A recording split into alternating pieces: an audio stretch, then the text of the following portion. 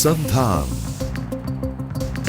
All Gujarat integrated classroom, સેટેલાઇટના માધ્યમથી જોડતી કડી એટલે સંધાન.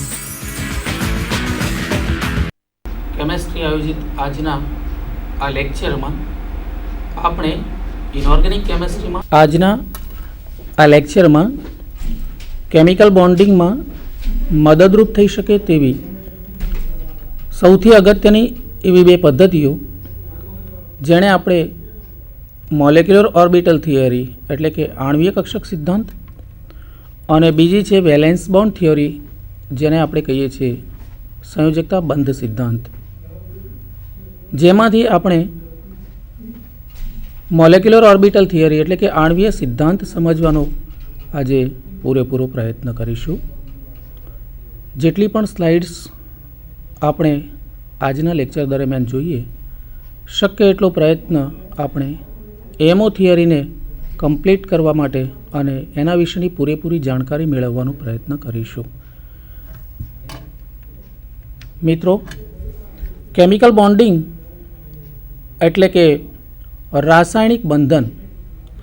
In chemical bonding there are two main theories have been developed by the explain the bonding in atoms and molecules.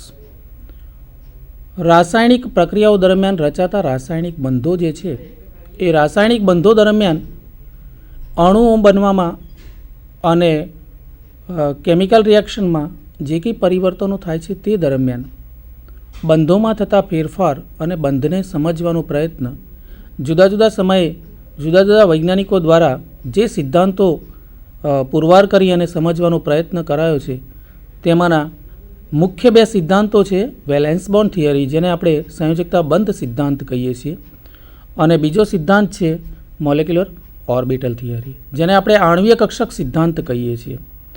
આ બે મુખ્ય પદ્ધતિઓ છે, જેમાંની પ્રથમ પદ્ધતિ જે છે વેલેન્સ બોન્ડ થિયરી, જેને આપણે રસાયણ વિજ્ઞાનમાં સૌથી પ્રાચીન અને સૌથી અગત્યના સિદ્ધાંત તરીકે અત્યાર સુધી સિલેબસના ભાગરૂપે ભણતા હતા, તે ઘણા બધા વર્ષો પહેલાં 1925 પહેલાં હિટલર અને લંડન દ્વારા એનો સિદ્ધાંત રજૂ કરવામાં આવ્યો હતો. પરંતુ મિત્રો, આપણે જાણીએ છીએ કે જ્યાં સુધી આણ્વીય કક્ષક સિદ્ધાંતની કોઈ ઠોસપૂર્વક સાબિતીઓ નહોતી મળી અને શોધાયો નહોતો, એ પહેલાં સંયોજકતા બંધ સિદ્ધાંત અણુ અને પરમાણુઓના રાસાયણિક બંધો સમજવામાં આપણને બહુ જ મદદરૂપ થતો હતો. સમયાંતરે જેમ જેમ સમય પસાર થતો ગયો અને રસાયણ વિજ્ઞાનમાં ઉપલબ્ધિઓ પ્રાપ્ત થતી ગઈ, સંશોધનો થતા ગયા, એમ 1939માં મુલિકન નામના વૈજ્ઞાનિક અને હુન્ડ નામના વૈજ્ઞાનિકે જ્યારે આણ્વીય સિદ્ધાંત આપણને આપ્યો, ત્યારે રસાયણ વિજ્ઞાનના ઘણા બધા અણુઓ જે છે એના રાસાયણિક બંધો અને એ બંધો દરમિયાન થતી પ્રક્રિયાઓ વિશેની સંપૂર્ણપણે માહિતી આપણી સમક્ષ ખુલ્લી મુકાઈ. ત્યારે આપણને માલુમ પડ્યું કે વેલેન્સ બોન્ડ થિયરી ખૂબ અગત્યની હોવા છતાં પણ રાસાયણિક બંધ સિદ્ધાંત અને અણુઓના સ્ટ્રક્ચર્સ સમજવામાં એની કેટલીક મર્યાદાઓ હતી, જે મર્યાદાઓ હુન્ડ અને મુલિકન દ્વારા મોલેક્યુલર ઓર્બિટલ થિયરી પ્રસ્થાપિત કરી અને એના સત્યો પુરવાર થયા, અને મોટાભાગના રસાયણ વિજ્ઞાનના મોટાભાગના molecules can be explained by the MO theory very easily. તો મિત્રો, શક્ય એટલો પ્રયત્ન આજે આપણે મોલેક્યુલર ઓર્બિટલ થિયરીને સમજવામાં એમઓ થિયરી લઈને કરીશું. The goal of molecular orbital theory is to describe molecule in a similar way to how we describe atoms, that is in terms of orbital diagram and electrons configuration. એટલે આણ્વીય સિદ્ધાંત જે છે, એ આણ્વીય સિદ્ધાંતનો મૂળભૂત હેતુ શું છે? The goal of molecular orbital theory is to describe molecule.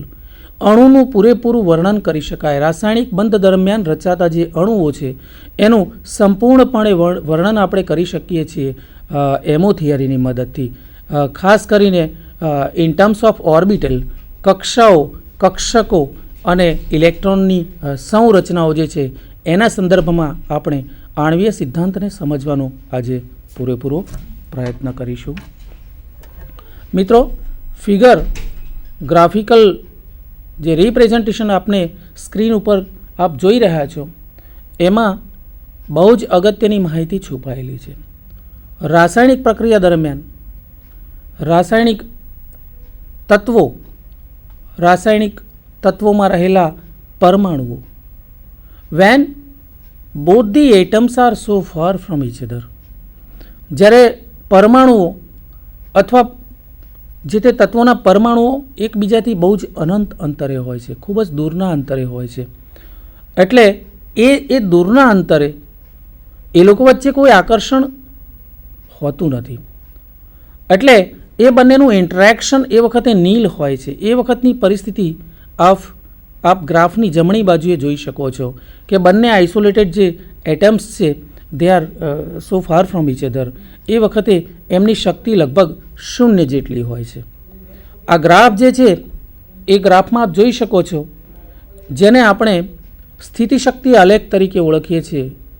ખાસ કરીને અકાર્બનિક રસાયણમાં ઇનઓર્ગેનિક કેમેસ્ટ્રી ભણતા વિદ્યાર્થીઓ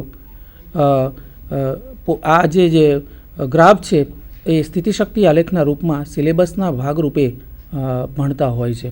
આ ગ્રાફ બીજું કશું જ નથી પણ ઇન્ટર ન્યુક્લિયર ડિસ્ટન્સ એટલે કે આંતર પરમાણુય અંતર વિરુદ્ધ પોટેન્શિયલ એનર્જીનો ગ્રાફ છે. એટલે કે શક્તિ વિરુદ્ધ આંતર પરમાણુય અંતરનો આ ગ્રાફ છે. જેમ જેમ બંને પરમાણુ બહુ જ દૂર ગોઠવાયેલા હોય છે ત્યારે એ લોકો વચ્ચે શક્તિની કોઈ આપલે નથી, કોઈ ઇલેક્ટ્રોનની આપલે નથી. એટલે કે ઇન્ટરેક્શન બંને વચ્ચેનું બહુ જ નીલ છે, આકર્ષણ બહુ જ ઓછું છે. એ વખતે શક્તિ બિલકુલ potential energy of both the atoms are nil એટલે કે 0 જેટલી છે. પરંતુ આપણે એવો પ્રયત્ન કરીએ કે બંને પરમાણુને જેમ જેમ નજીક લાવવાનો પ્રયત્ન કરીએ છીએ તેમ તેમ એમની વચ્ચેનું આકર્ષણ વધતું જાય છે. આકર્ષણ વધવાના કારણે શક્તિમાં થોડો ઘટાડો માલુમ પડે છે, જે આપ ગ્રાફની લાઈન ઉપર જોઈ શકો છો. શક્તિમાં થતો આ ઘટાડો બંને પરમાણુ વચ્ચેનું આકર્ષણ અને બંને પરમાણુ વચ્ચે બોન્ડ ફોર્મેશન અને એના દ્વારા બંધની મજબૂતાઈ એટલે કે અણુની સ્થિરતા, બંને પરમાણુ ભેગા થઈને જ્યારે અણુ બને છે ત્યારે અણુની સ્થિરતા વધે છે, એવું આપ આ ગ્રાફ ઉપરથી જોઈ શકો છો. ધીમે ધીમે આંતર પરમાણુય અંતરમાં એવો ઘટાડો કરવામાં આવે કે લગભગ 74 પિકોમીટર જેટલા ઓછામાં ઓછા અંતરે બંને પરમાણુઓ એકબીજાની શક્ય એટલા વધુ નજીક આવે છે અને એ સમયે બંને વચ્ચે બોન્ડ ફોર્મ થાય છે. એટલે કે બંધનું નિર્માણ થાય છે અને બંધ ખૂબ પ્રબળ હોય છે એ વખતે અને અણુનું નિર્માણ થાય છે. આ સમયે લગભગ 74 પિકોમીટર જેટલું આંતર પરમાણુય અંતર હોય છે. એટલે કે 74 પિકોમીટર જેટલા આંતર પરમાણુય અંતરે બોન્ડ ફોર્મેશન પોસિબલ બને છે અને બંધની સ્થિરતા મેક્ઝિમમ હોય છે. Stability of bond is maximum at this distance. પણ હજી પણ બંને પરમાણુને જો આપણે નજીક લાવવાનો પ્રયત્ન કરીએ, બીજા અર્થમાં કહું તો ઇન્ટરન્યુક્લિયર ડિસ્ટન્સ જો હજી પણ ઘટાડવામાં આવે તો શક્તિમાં અચાનક વધારો થઈ જાય છે. એટલે શક્તિમાં થયેલો આ વધારો જે છે એ બંધને તોડવા માટે કારણભૂત બને છે. એટલે કે એ વખતે સિગ્નિફિકન્ટ ઓવરલેપ હોય છે. ઓવરલેપનું પ્રમાણ ઇન્ટરન્યુક્લિયર 74 પિકોમીટર કરતાં પણ જો ઘટાડવામાં આવે તો બોન્ડ ફોર્મેશન ઉપર એની બહુ મોટી અસર થાય છે અને બંધ એકદમ નિર્બળ બની જાય છે અને બંને પરમાણુ વચ્ચેનું આકર્ષણ એટલું બધું વધી જાય છે કે બંધ નિર્બળ બની અને અંતે તૂટી જાય છે. મિત્રો, પોટેન્શિયલ એનર્જી વર્સિસ ઇન્ટરન્યુક્લિયર ડિસ્ટન્સનો આ ગ્રાફ આપણને કેમિકલ બોન્ડિંગમાં, રાસાયણિક બંધનમાં, ખાસ કરીને એમો થિયરી સમજવામાં ખૂબ જ સહાયભૂત બને છે. એટલે આ ગ્રાફ દ્વારા આપણે એમો થિયરીનો થોડો વિસ્તૃત અભ્યાસ કરીએ. In atoms, electrons occupy atomic orbitals, but in molecules they occupy similar molecular orbital which surrounded by the molecules. પરમાણુમાં જે રીતે જુદી જુદી પરમાણુય કક્ષકો, કેન્દ્રની આજુબાજુ રહેલી જુદી જુદી કક્ષાઓમાં રહેલી જુદી જુદી પરમાણુય કક્ષકો, જેમાં આ ઇલેક્ટ્રોનો અવબાઉ પાઉલી અને હુન્ડના નિયમ પ્રમાણે ક્રમશઃ ભરાતા જાય છે. સિમિલરલી બિલકુલ મોલેક્યુલર ઓર્બિટલમાં પણ ઇલેક્ટ્રોન્સ ભરાવાનો ક્રમ આ જ પ્રકારે છે જે એટોમિક ઓર્બિટલમાં ઇલેક્ટ્રોન્સ ગોઠવાય છે. The 2 1s atomic orbitals combined to form 2 molecular orbitals. બે પરમાણુય કક્ષકો એકબીજા સાથે જોડાણ અનુભવી અને તેટલી જ સંખ્યાની બીજી આણ્વીય કક્ષકોનું નિર્માણ કરે છે, જેમાંની એક બંધકારક આણ્વીય કક્ષક અને બીજી પ્રતિબંધકારક આણ્વીય કક્ષક. મિત્રો, એટલે અહીંયા એક ખાસ આ નિયમ લાગુ પડે છે કે આણ્વીય કક્ષક સિદ્ધાંત મુજબ એક મહત્ત્વની વાત એ છે કે જેટલી એટમિક ઓર્બિટલ્સ આણ્વીય કક્ષકના નિર્માણમાં ભાગ લેશે એટલી જ આણ્વીય કક્ષકો નિર્માણ પામે છે. એનો મતલબ એ થાય કે n atomic orbital gives n molecular orbitals. જેટલી સંખ્યામાં પરમાણ્વીય કક્ષકો આણ્વીય બંધનમાં ભાગ લેશે એટલી જ સંખ્યામાં આપણને નવી આણ્વીય કક્ષકો પ્રાપ્ત થશે, જેમાંની અડધી બંધકારક આણ્વીય કક્ષકો હશે અને અડધી પ્રતિબંધકારક આણ્વીય કક્ષકો હશે. સ્લાઇડમાં આપ જોઈ શકો છો મિત્રો, જ્યારે બે એટમિક ઓર્બિટલ્સ બે જુદા જુદા પરમાણુઓની પરમાણ્વીય કક્ષકો એકબીજા સાથે જોડાણ અનુભવે છે ત્યારે બનતી આણ્વીય કક્ષકોને આપણે આણ્વીય કક્ષક અથવા આણ્વીય શક્તિ સ્તરના ડાયાગ્રામ તરીકે પણ એને ડેપિક્ટેડ કરી શકીએ છીએ. આપ સ્લાઇડમાં જોઈ શકો છો કે બંને બાજુએ હાઇડ્રોજન જેવા એટમ્સની 1s ઓર્બિટલમાં એક ઇલેક્ટ્રોન મૂકેલો છે. એ બંનેની શક્તિ સપાટી પણ આપણે ગ્રાફમાં આકૃતિમાં જોઈ શકીએ છીએ. સિમિલરલી નીચે જે લાઇન દોરેલી છે એ લાઇનમાં મોલેક્યુલર ઓર્બિટલ્સ છે, એટલે કે વચ્ચેના ભાગમાં મોલેક્યુલર ઓર્બિટલ્સ બતાવેલી છે અને સાઈડમાં એક ઇલેક્ટ્રોન બંને હાઇડ્રોજનની પરમાણ્વીય કક્ષકોમાં ગોઠવાયેલા છે. આ પરમાણ્વીય કક્ષકોની એનર્જીનો જે લેવલ છે એ લેવલ કરતાં આણ્વીય કક્ષકોની જે બે કક્ષકો નિર્માણ પામી છે જેમાંની શક્તિ સપાટીઓમાં ઘણો બધો તફાવત હોય છે. એમાં એક શક્તિ સપાટી પરમાણ્વીય કક્ષકની શક્તિ સપાટીના કરતાં ઘણી બધી નીચી શક્તિ સપાટીએ સ્થાયી થયેલી છે, જ્યારે બીજી એક મોલેક્યુલર ઓર્બિટલ આપ સ્ક્રીન ઉપર જોઈ શકતા હશો કે ઊંચી શક્તિ સપાટીએ સ્થાયી થયેલી છે. એનો અર્થ એ થયો કે બનતી બંને આણ્વીય કક્ષકો પૈકી એક આણ્વીય કક્ષક ખૂબ જ ઓછી શક્તિ સપાટીએ સ્થાયી થાય છે, જ્યારે બીજી બનતી આણ્વીય કક્ષક ખૂબ જ ઊંચી શક્તિ સપાટીએ સ્થાયી થાય છે.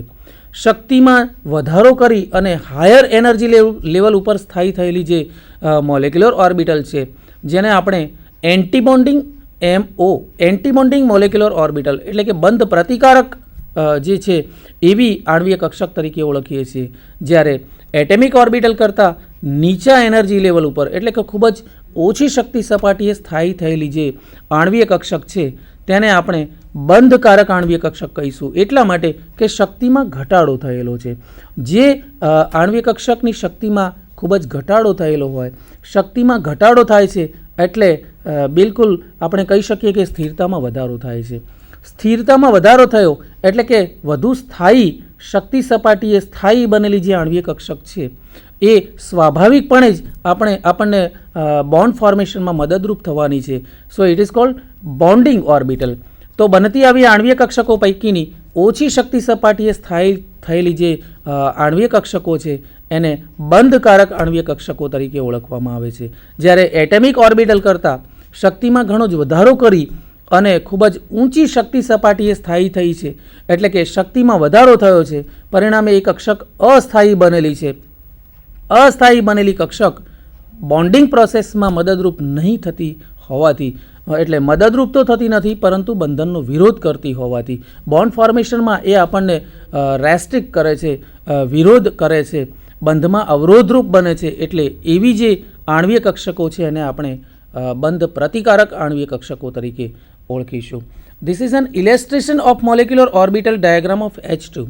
આ હાઇડ્રોજન પરમાણુ બે હાઇડ્રોજનના પરમાણુ ભેગા થઈ અને બનતી બે આણ્વીય કક્ષકો છે અને એ બંને આણ્વીય કક્ષકો પૈકી બોન્ડિંગ એટલે કે બંધકારક આણ્વીય કક્ષકોમાં જ્યારે બે ઇલેક્ટ્રોન ભરાય છે ત્યારે એ વખતની MO એનર્જી લેવલ ડાયાગ્રામની જે પરિસ્થિતિ રજૂ કરતી આકૃતિ છે એ આપ જોઈ શકો છો. Notice that one electron from each atom is being shared to form a covalent bond. દરેક હાઇડ્રોજનના પરમાણુમાંથી એક ઇલેક્ટ્રોન શેર થયેલો છે. એટલે એક ઇલેક્ટ્રોનની ભાગીદારીથી જે બનતો બંધ છે એ આ પ્રકારે સહસંયોજક બંધ આણ્વીય ચિતાર દ્વારા કેવી રીતે સમજાવી શકાય એની માહિતી આપણને આ સ્લાઇડમાંથી મળી શકે છે. મિત્રો, એ જ વસ્તુ આકૃતિ દ્વારા આપણે ફરીથી આ પ્રકારે પણ જોઈ શકીએ છીએ. આપ આકૃતિમાં જોઈ શકો છો કે હાઇડ્રોજનમાં બંધકારક આણ્વીય કક્ષકોમાં જ્યારે ઇલેક્ટ્રોન ભરાય છે ત્યારે અણુકક્ષકની પરિસ્થિતિ કેવી હશે. અક્ષ ઉપર ઇલેક્ટ્રોન ઘનતા ખૂબ જ વધી ગયેલી અને એ રીતે બંધતો જે સિલિન્ડ્રિકલ શેપવાળો જે બોન્ડ છે એ બંધના અક્ષ ઉપર જ બને છે. એટલે એને આપણે સિગ્મા બંધ તરીકે ઓળખીએ છીએ. નીચેની ફિગરમાં જે રેડ બોલથી દર્શાવેલો છે એ આપણને બંધકારક આણ્વીય કક્ષક હાઇડ્રોજનની જે બંધકારક આણ્વીય કક્ષક છે એ બતાવે છે. 1s ઓર્બિટલમાંથી બનેલી જે સિગ્મા 1s બોન્ડિંગ છે એ સિગ્મા 1s બોન્ડિંગ બંધમાં મદદરૂપ થાય છે.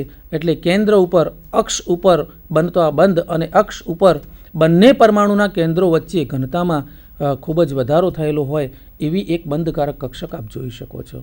સહેજ ઉપરની ભાગમાં એટલે કે વધુ શક્તિ સપાટીએ સ્થાયી થયેલી જે કક્ષક છે એમાં આપ જોઈ શકો છો કે બંને હાઇડ્રોજન તરફથી આવતી બંને 1s ઓર્બિટલ એટલે કે પરમાણ્વીય કક્ષકોની વચ્ચે પ્રમાણમાં ઓવરલેપ નહીં થતાં પ્રતિબંધકારક આણ્વીય કક્ષકનું ફોર્મેશન થતાં આપણને અક્ષ ઉપર પ્રતિબંધકારક જે કક્ષક મળે છે એની આકૃતિ આપ જોઈ શકો છો.